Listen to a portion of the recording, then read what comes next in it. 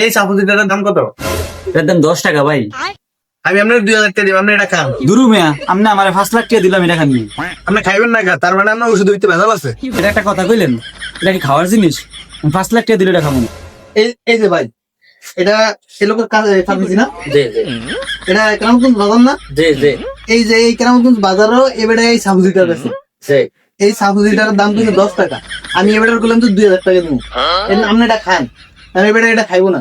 তার মানে এটার ভিতরে ভেজাল আছে না? হ্যাঁ অবশ্যই ভেজাল আছে এটা। তাহলে খাইবো না কা? 100%। 100% ভেজাল আছে, তাহলে খাইবো না কোন? এই যে দেখেন, এই ভাই আপনি এটা খান। না ভাই আমি এটা খাম না। আমি তো কইলাম আমি 5 লাখ টাকা দিলাম এটা খাম না। দেখছেন ভাই, এবারে আরে খুশি খাইতে, এবারে খাইবো না। তার মানে এটার ভিতরে ভেজাল আছে না? ঠিক ঠিক। এই মিয়া, আপনি ভেজাল ওষুধ বাজার বেচেন কি রে?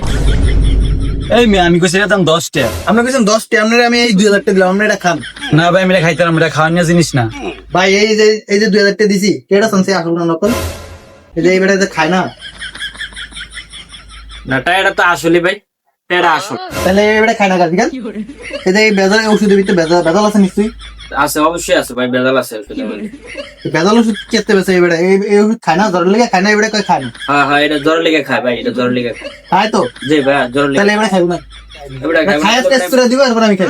এবার ওষুধের মধ্যে তাহলে ভেজাল আছে ভাই, নিশ্চয়ই বেজাল আছে। নিচে 100% ভেজাল আছে ভাই।